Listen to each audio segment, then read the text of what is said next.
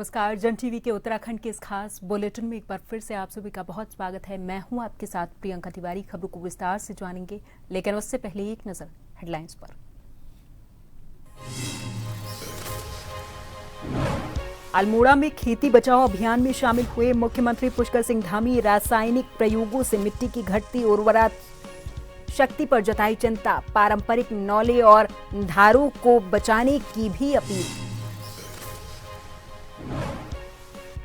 हरिद्वार में स्वामी रामदेव और साध्वी ऋतंभरा ने गौ माता को राष्ट्रमाता घोषित करने की मांग का किया समर्थन। कहा, गौ माता भारतीय सनातन संस्कृति का प्राण तत्व।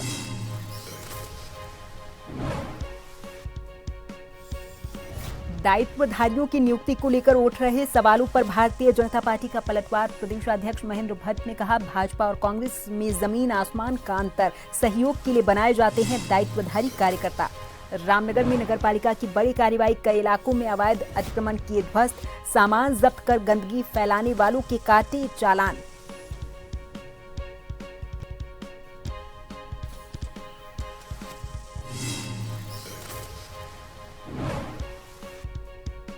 और सरकारी 108 एम्बुलेंस को सरकारी अस्पताल के बजाय निजी अस्पताल ले जाने का मामला चर्चा में। कमीशन खोरी और मरीजों के अधिकारों के उल्लंघन की आशंका। मामले की जांच की मांग तेज।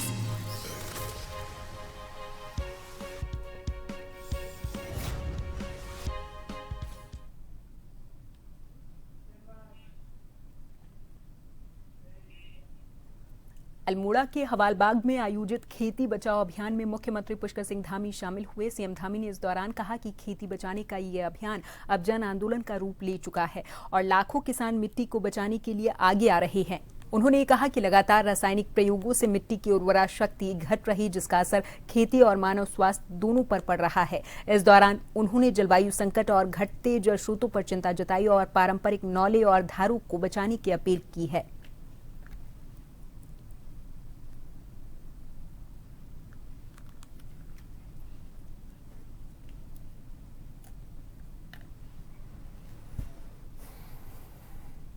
कि अल्मोड़ा जनपद में इतने बड़े स्तर पर हमारे किसान भाई बहनों को जागरूक करने के लिए इस कार्यक्रम का आयोजन किया गया है और मुझे आप सभी के चेहरों पर जो चमक और संकल्प दिखाई दे रहा है। जब मैं आ रहा था, जिस प्रकार से हमारी माताएं, हमारी बहनें, हमारे नौजवान साथी, बड़े बुजुर्ग यहाँ मुझे दिखाई दे रहे हैं, उससे ये स्पष्ट हो गया है, स्पष्ट रूप से लग रहा है कि हम अपने कार्य में सफल हो रहे हैं। हमारा ये अभियान संकल्प से सिद्धि की ओर आगे बढ़ रहा है।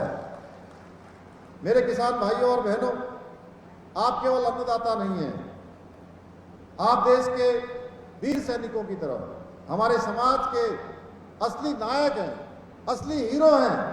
आपकी मेहनत और समर्पण से ही हमारा उत्तराखंड, हमारा देश समृद्ध बन रहा है।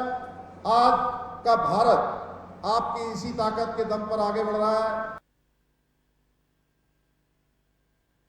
देहरादून में देश का सबसे सख्त नकल विरोधी कानून होने के बावजूद नीट परीक्षा में पेपर लीक के तार जुड़ने से युवाओं और पेरेंट्स में भारी आक्रोश है। स्टूडेंट्स इस पूरी परीक्षा प्रणाली को बदलने और दोषियों को सलाखों की पीछे भेजने की मांग कर रहे हैं। इस गंभीर मामले पर भारतीय जनता पार्टी के प्रदेशाध्यक्ष और राज्यसभा के सांसद महेंद्र भट्ट ने कहा कि ये घटना नहीं होनी चाहिए थी। उन्होंने बताया कि केंद्रीय मंत्री धर्मेंद्र प्रधान इसको लेकर एक ठोस रणनीति तैयार कर रहे हैं और सरकार फ्यूचर में युवाओं के साथ अन्याय ना हो, इसके लिए पूरे तरीके से चिंतित है।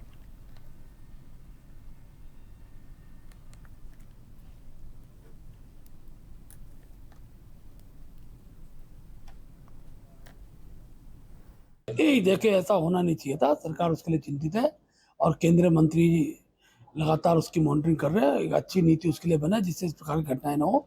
हम मानते हैं कि इस प्रकार की परिस्थितियों से युवा शक्ति कुंठित होती है। देहरादून में विभिन्न विभागों, परिषदों, बोर्ड और निगमों में दायित्वों की घोषणा के बाद भारतीय जनता पार्टी के प्रदेशाध्यक्ष महेंद्र भट्ट ने कांग्रेस पर तीखा पलटवार भी किया है। उन्होंने कहा कि भारतीय जनता पार्टी और कांग्रेस में जमीन आसमान का अंतर है। हम कार्यकर्ताओं को एडजस्टमेंट के लिए दायित्वधारी नहीं बनाते, बल्कि पार्टी और सरकार में सहयोग के लिए बनाते हैं। भट्ट ने कहा कि हमारी मौजूदा सूची में कांग्रेस की सूची की 1/3 भी ये नहीं है और आने वाले समय में सरकार में सहयोगी के रूप में अभी कुछ और नाम भी दायित्वों की लिस्ट में शामिल हो सकते हैं।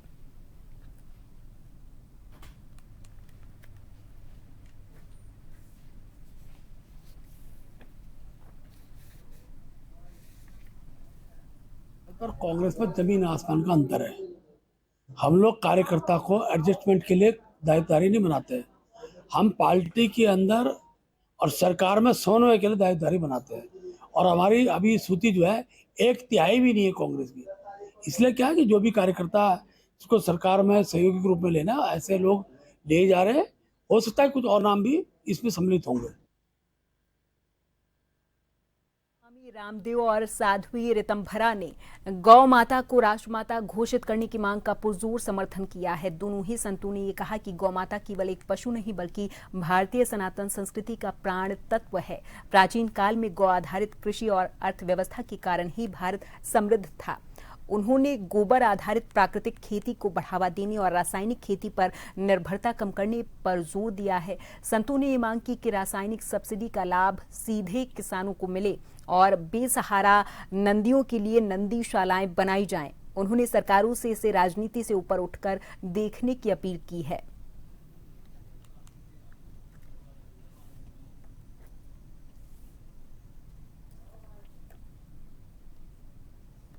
गौ माता राष्ट्रमाता है ही, वह वेदेश्वरी है, यज्ञेश्वरी है, योगेश्वरी है।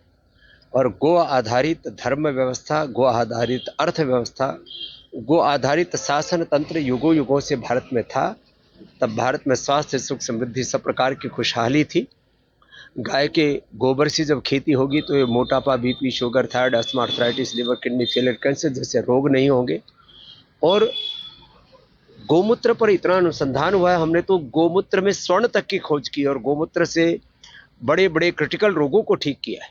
और गोमूत्र और गोबर पर आधारित खेती से बहुत सारी समस्याओं का समाधान होगा। जितनी भी हम सब्सिडी केमिकल खेती वाले उन केमिकल बनाने वाली, फर्टिलाइजर बनाने वाली कंपनियों को दे रहे हैं, वो सब्सिडी किसानों को डायरेक्ट मिलनी चाहिए। दूसरा, इस देश में बड़ी समस्या आती है गोमाता के संदर्भ में कि भाई नंदी कहाँ जाएंगे, तो नंदीशाला बनानी चाहिए और उसमें सैक्स सीमेन की व्यवस्था होगी तो 92% तो सक्सेस रेट आ गया है। इतने तो नंदी भी होंगे तो देश के लिए जरूरत, तो नंदी की कोई समस्या नहीं सैक्स सीमेन से। गाय को पशु कहना ही अच्छी बात नहीं है, माँ है वो। और हमारे यहाँ के प्रातः जो जागरण होता है, जैसे कराग्रे वस्ते लक्ष्मी, हम अपने पुरुषार्थ की तरफ देखते हैं, धरती को प्रणाम करते हैं। इसी तरह युगों युगों से प्रथम जो प्रभात की किरण होती है धरती पर, हम लोग गौ माता का दर्शन करते हैं। गो ग्रास निकालना हमारे घर घर की परंपरा है। वृद्ध होती गाय या बिना किसी प्रयोजन या प्रयोग की गाय, इस तरह विचार करना हम सब भारतीयों को शोभा ही नहीं देता। विकासनगर में जनसंघर्ष मोर्चा ने निजी आउटसोर्सिंग एजेंसियों के खिलाफ प्रदर्शन करके मुख्यमंत्री को संबोधित एक ज्ञापन सौंपा है। मोर्चा के अध्यक्ष रघुनाथ सिंह नेगी ने आरोप लगाया है कि सरकारी विभागों में तैनात आउटसोर्सिंग कर्मचारियों को पे स्लिप नहीं दी जा रही, जिससे उन्हें वास्तविक वेतन की जानकारी नहीं मिल पाती है। उन्होंने कहा कि ईपीएफ और कमीशन के नाम पर लगातार कटौती की जा रही, लेकिन कर्मचारियों को फ्यूचर निधि खाते का पूरा ब्यौरा नहीं मिलता है।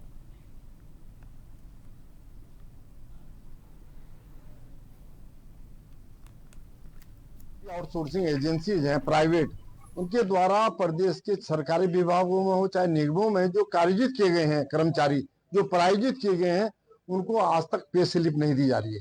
दूसरा यह है, उनको ये नहीं पता कि हमारी तनख्वाह कितनी है, कितना वेतन हमारा कट रहा है, ईपीएफ कट भी रहा है, नहीं कट रहा है, ईपीएफ का हमारा नंबर क्या है, इनका भविष्य कैसे सुरक्षित होगा।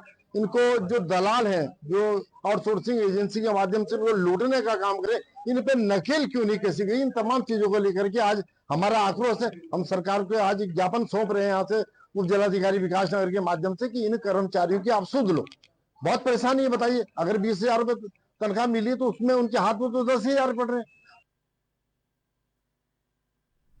रुड़की के एक सरकारी अस्पताल से एक ऐसा वीडियो सामने आया जिसने स्वास्थ्य व्यवस्थाओं और सुरक्षा पर गंभीर सवाल खड़े किए हैं। सरकारी अस्पताल जो कि गरीबों के इलाज का सहारा होना चाहिए, वो अब निजी एम्बुलेंस चालकों और दलालों की मंडी बन चुका है। ये कोई पहली बार नहीं हुआ जब रुड़की का ये सरकारी अस्पताल इस तरह की गुंडागर्दी और दलाली के लिए सुर्खियों में आया हो। स्थानीय लोगों का ये आरोप है कि ये अस्पताल अब तीमारदारों की मदद के लिए कम और दलालों की मंडी के रूप में ज्यादा जाना जाने लगा है। जैसे ही कोई गंभीर मरीज अस्पताल पहुंचता है, निजी एम्बुलेंस और प्राइवेट अस्पतालों के एजेंट गिद्धों की तरह उसे घेर लेते हैं।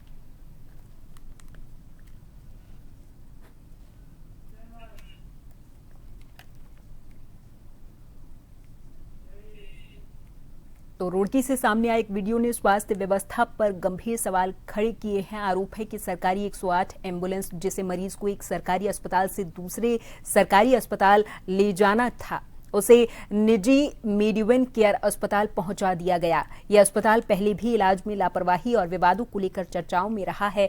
मामले ने संभावित कमीशनखोरी और मरीजों के अधिकारों के उल्लंघन की आशंकाओं को जन्म दिया है। अब स्वास्थ्य विभाग, सीएमओ हरिद्वार और प्रशासन ने निष्पक्ष जांच की मांग उठ रही। सभी की नजर इस पर है कि दोषियों के खिलाफ क्या कार्रवाई की जाती है।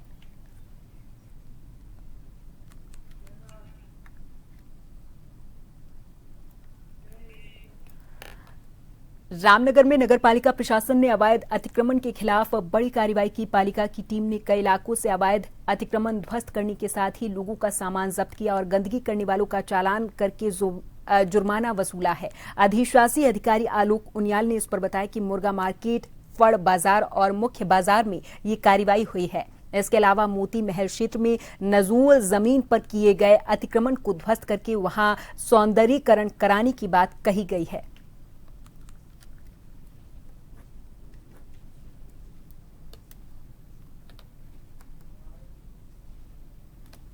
जिला प्रशासन के द्वारा दिए गए निर्देश अनुसार नगर पालिका परिषद रामनगर के द्वारा आज जो है सबसे पहले सब्जी मंडी जो है वहाँ पर हमारे द्वारा अस्थायी अतिक्रमण है, वहाँ पर कार्रवाई की गई। वहाँ पर जो है हमारे द्वारा उसके बाद मुर्गा मार्केट में कार्रवाई की गई। मुर्गा मार्केट में बेसिकली जो है गंदगी के ऊपर और जो सार्वजनिक मार्ग अवरुद्ध करते हुए वहाँ पर जितने स्ट्रक्चर्स थे, तो वो सारे हमारे द्वारा लगभग 40 स्ट्रक्चर्स जो हैं जो हमारे द्वारा वहाँ पे जब्त किए गए नगर पालिका परिषद के द्वारा। उसके बाद हमारे द्वारा फड़ मार्केट और जो है मेन मार्केट में भी अवैध अतिक्रमण के खिलाफ कार्रवाई की गई। इसके बाद एक सीएम हेल्पलाइन में एक हमें शिकायत प्राप्त थी जिसमें नजूल भूमि पर एक अतिक्रमण करते हुए उसे कब्जाने की प्रयास की एक शिकायत थी, जिसमें हमारे द्वारा पूर्व में निरीक्षण किया गया था। निरीक्षण करने के बाद हमारे द्वारा उनको 15 दिन का एक नोटिस भी दिया गया था जिसमें उनको पक्ष रखने के लिए कहा गया था, परंतु उनके द्वारा कोई पक्ष न रखे जाने के कारण आज उस अवैध संरचना को नगर पालिका परिषद द्वारा हटा दिया गया है। हल्द्वानी के रामपुर रोड के अमेजॉन स्टोर में देर रात भीषण आग लगने की वजह से 2 कर्मचारियों की दर्दनाक मौत की खबर सामने आई। घटना की सूचना मिलते ही फायर ब्रिगेड और पुलिस की टीम ने मौके पर पहुंचकर शटर तोड़ा और कड़ी मशक्कत के बाद आग पर काबू पाया है। अग्निकांड में स्टोर के अंदर सो रहे गोलापार के निवासी नरेंद्र और पंचायत घर निवासी अमित की दम घुटने से मौत हुई है। स्टोर में रखा लाखों का सामान, एक स्कूटी और टेम्पो जलकर खाक हुए हैं।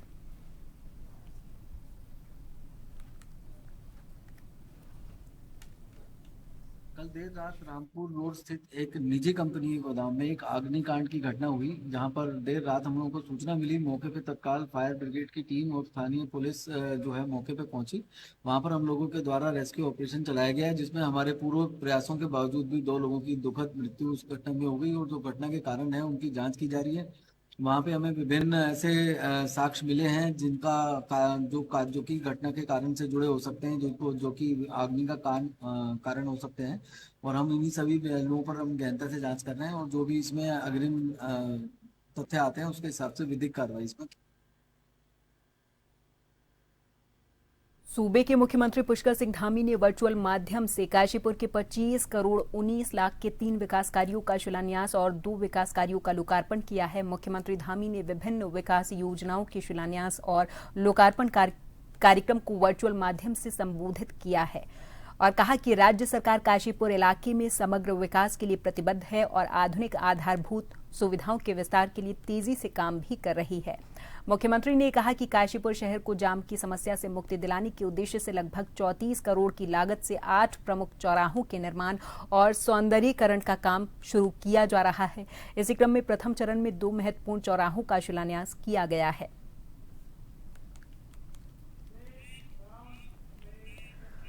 और यहाँ पर वक्त है एक छोटे से ब्रेक का। फौरन हाजिर होंगे कुछ और खबरों के साथ।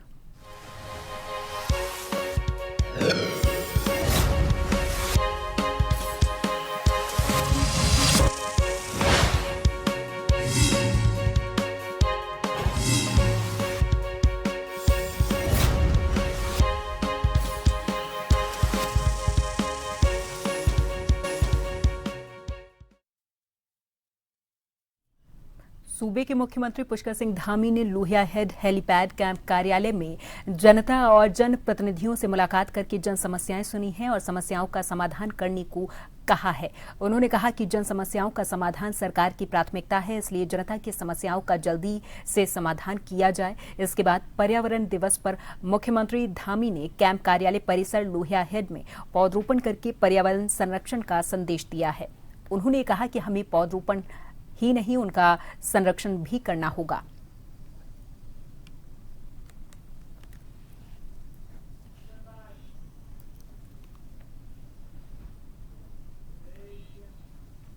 उत्तराखंड सरकार ने पुलिस विभाग में व्यापक प्रशासनिक फेरबदल करते हुए कई वरिष्ठ आईपीएस और पीपीएस अधिकारियों को नई जिम्मेदारियां सौंपी हैं। गृह विभाग की ओर से जारी आदेश तत्काल प्रभाव से लागू कर दिए गए। तबादलों के तहत कुंभ मेला 2027 हरिद्वार के लिए नियुक्त एसएसपी आयुष अग्रवाल को 40वीं वाहिनी पीएसी हरिद्वार का सेनानायक बनाया गया है। वहीं हरीश वर्मा को 40वीं वाहिनी पीएसी से हटाकर उप सेनानायक आईआरबी प्रथम रामनगर की जिम्मेदारी सौंपी गई है। अमित श्रीवास्तव को पुलिस अधीक्षक सीआईडी सेक्टर देहरादून और जितेंद्र चौधरी को एसपी अपराध और यातायात देहरादून नियुक्त किया गया है।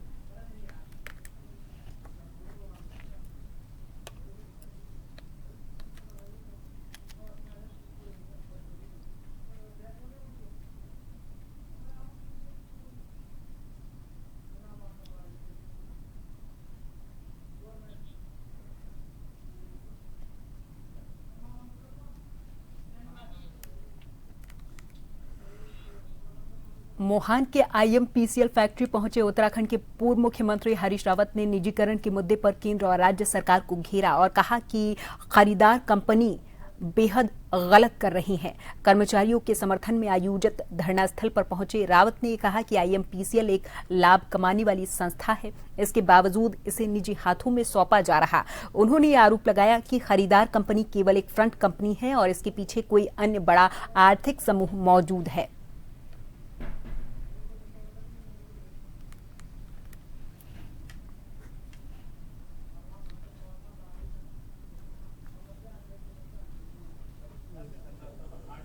बेच दिया गया है लगभग, और कौड़ियों के दाम बेच दिया गया है। ये लगभग 1000-2000 करोड़ से ज़्यादा की प्रॉपर्टी है और एक लाभ कमाने वाली कंपनी है। लेकिन इनको न कंपनी में दिलचस्पी है न कर्मचारियों में दिलचस्पी है। इनको तो केवल माल में दिलचस्पी है। किसी फ्रंट कंपनी है जिसने खरीदा है, खरीदार वास्तविक कोई और है। तो ये आईएमपीसीएल साल 1.5 साल का मेहमान रहेगा निजी हाथों में भी। उसके बाद कोई नई कंपनी नए नाम के साथ नया मुनाफे का सेंटर, मनी मेंटिंग संस्था यहाँ पर दिखाई देगी। तो ये जो आईएमपीसीएल है, रामनगर में यदि कॉर्बेट नहीं है तो उसके बाद यही तो आईएमपीसीएल है। हरिद्वार के कलियर में संदिग्ध लेन देन और जम्मू कश्मीर में दर्ज यूएपीए मामले की जांच में नए खुलासे हुए हैं। रुड़की की शिक्षिका सोनम की गिरफ्तारी के बाद अब उसकी करीबी पूजा को भी जम्मू कश्मीर पुलिस ने गिरफ्तार किया है।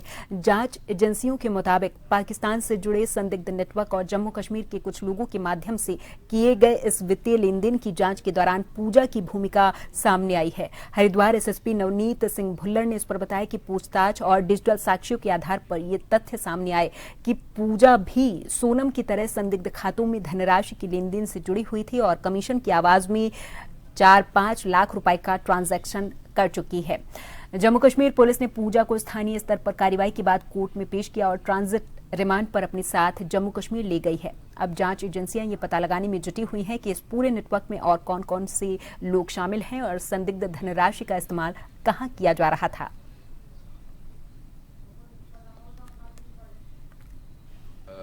इन्वेस्टिगेशन के दौरान एक सोनम नाम की महिला का नाम आया था और उसके द्वारा कुछ अकाउंट्स में पैसे प्राप्त करके बताया गया अकाउंट्स में पैसे ट्रांसफ़र किए गए थे।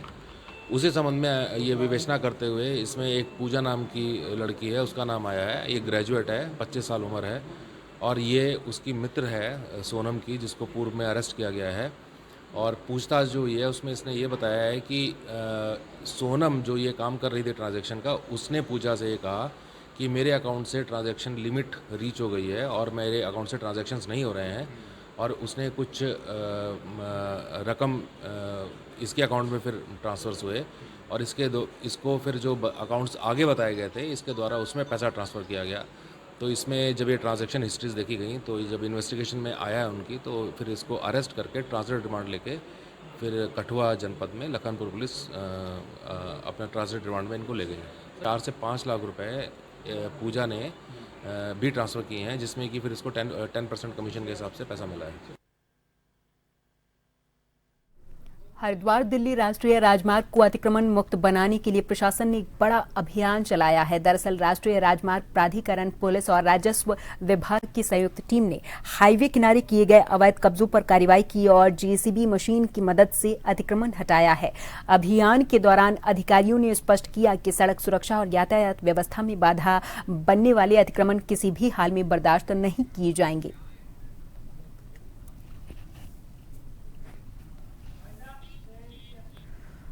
और इसी के साथ इस बुलेटिन में फिलहाल के लिए मेरे साथ बस इतना ही। आप देखते रहें जन टीवी। नमस्कार।